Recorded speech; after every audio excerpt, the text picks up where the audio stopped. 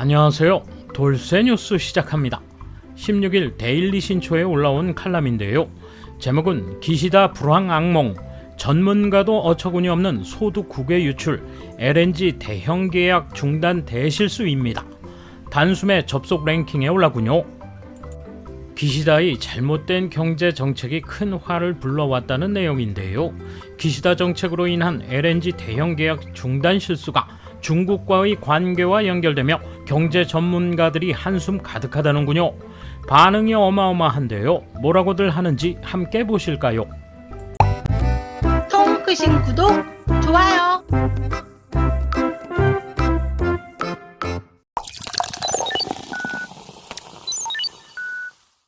밀, 콩, 고기, 원유, 일상생활의 필수적인 것들의 가격 급등이 멈추지 않는다. 최근 정부가 발표한 고물가 대책도 미봉책을 벗어나지 못하면서 일본은 이미 경제 실책으로 기시다 불황에 돌입했다고 전문가들은 경종을 울린다. 9월 9일 총리 관저에서 열린 물가, 임금, 생활 종합 대책본부에서 저소득 가구에 대한 5만엔 지원과 수입 밀가격 동결, 휘발유와 등유 보조금 연장 등이 결정됐다. 그러나 엔화 약세와 고물가가 가속화하는 상황에 밑 빠진 독에 물 붓기라는 목소리가 벌써 나오고 있다. 사실 하루 전인 8일 내각부가 공표한 GDP 통계 2차 속보치가 전문가들에게 충격을 주고 있었다. 경제분석가 다시로 히데토시 씨가 이야기한다. 2022년 4분기 실질 GDP 성장률은 전분기 대비 연 3.49% 플러스였지만 국내 총소득을 나타내는 실질 GDI 성장률은 0.00% 플러스 마이너스 제로였습니다. GDP와 GDI의 실질 성장률이 3%포인트나 괴리된 것은 극히 드문 이상 사태입니다. 국내에서 1년간 지급된 임금이나 배당 등의 총액인 GDI는 국민이 얼마나 벌었느냐의 소득을 파악하는 통계치다. 국내에서 생산된 부가가치의 합계액인 GDP는 플러스인데 소득의 합계액인 GDI가 증가하지 않는 이유는 무엇일까? 아무리 일해도 생활은 나아지지 않는다. 다시로 씨는 말한다. 늘어난 GDP만큼 소득이 해외로 빠져나가고 있는 것입니다. 원유와 가스 등 에너지 가격 상승에 더해 장기화되는 엔화 약세로 밀과 콩 등의 수입 가격도 급등하고 있습니다. 예전과 같은 물량을 샀더라도 교역 조건 악화로 해외 지불액은 늘어나 그만큼 기업이나 가게가 최종적으로 부담하는 형태입니다. 실질 GDI가 축소되는 경향에 제동이 걸리지 않는 것도 염려된다고 한다. 실질 GDI 감소 기조가 의미하는 바는 일하고 일해도 삶이 편해지지 않는다는 상황입니다.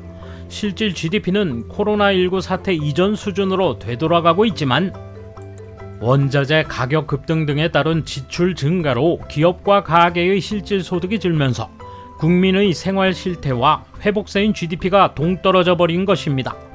그러나 기시다 정권은 실질 소득의 악순환에 아직 유효한 방책을 쓰지 못하고 있다.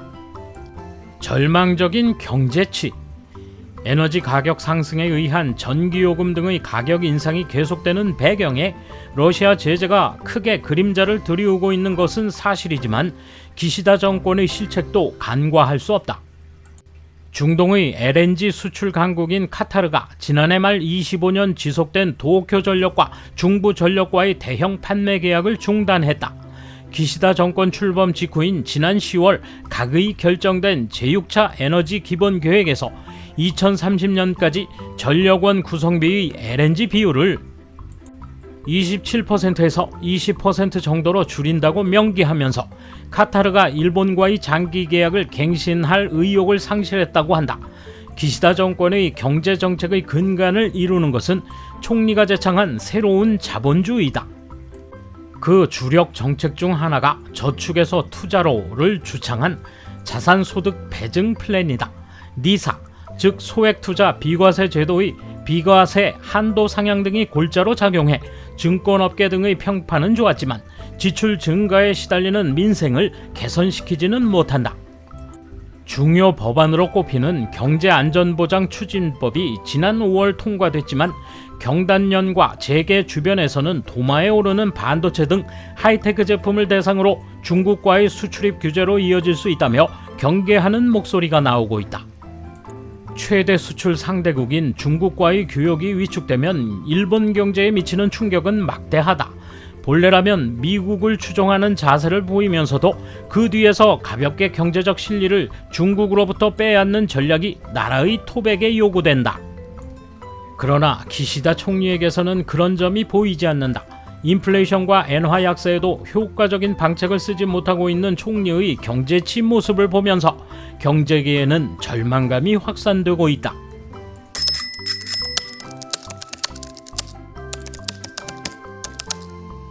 입사 38년 된 제조업 회사원입니다.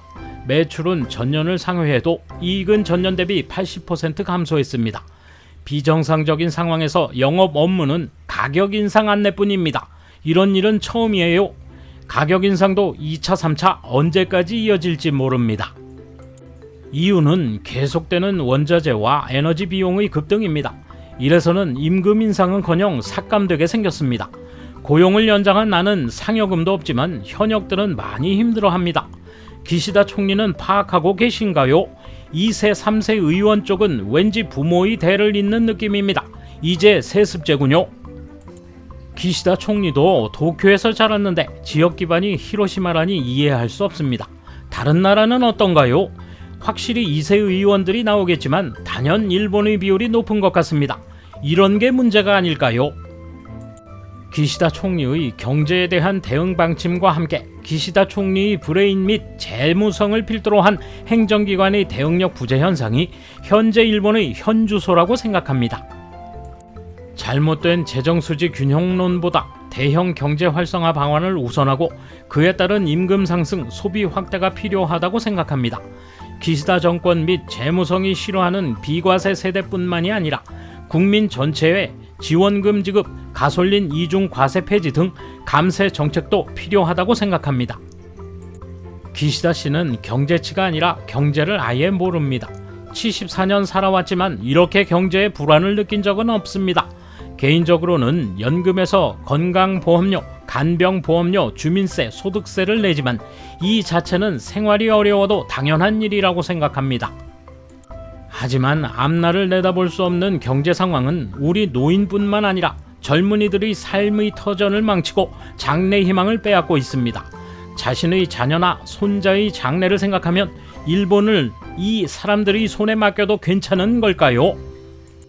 아베로부터 물려받은 경제정책은 대기업용이지 국민소득에는 반영되지 않는다. 정부 여당은 이를 모른 척하면서 기름값 상한 보전과 주민세 비과세 세대 자녀 대책으로 국민의 눈을 속이고 있다.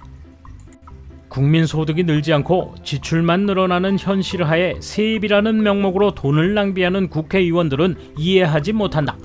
정책을 결정하는 데는 제대로 된 이유와 프로세스가 있어야 하는데 정부는 자신들끼리 결정한 것을 발표만 하고 있다. 이 대책은 이런 이유로 하는 것이니 이해해달라는 자세도 없다. 일개 가정에서도 피폐한 상황이 되면 식비 절감, 전기 이용 제한, 스마트폰 이용 제한, 게임 과금 제한 등을 가족에게 요구하면서 수입이 늘지 않고 물가 상승으로 지출이 늘었기 때문이라고 설명할 수 있는데 말이죠. 민주주의 사회에서 정치인을 국민 마음대로 조종할 수 없는 것은 결국 국민이 그것을 받아들였기 때문이 아닐까요? 정치인 모두가 각자의 기득권익에 매달려 국가로서의 미래 따위는 생각하지 않으면 아무것도 변하지 않을 것입니다. 실책 따위는 누가 해도 일어날 일이지요. 그것을 바로잡을 수 있는 나라라면 30년이나 이런 상황이 지속되지는 않았을 겁니다. 남을 탓하면 편하겠지만 국민이 힘을 가지려면 개혁의 아픔을 받아들일 각오가 필요합니다. 그럴 수 없다면 사고정지 상태로 독재자의 지배를 받는 공산주의 국가를 선택한 것과 같은 거죠. 돌쇠 한마디. 그들이 이렇게나 울분을 토하고 있지만 이미 기울어진 국군의 축은 되돌려 놓기엔 너무 늦은 것 같군요. 감사합니다. 돌쇠 물러갑니다. 이번 소식은 여기까지입니다. 시청해주셔서 감사합니다. 돌쇠처럼 우직하게, 마님처럼 화끈하게.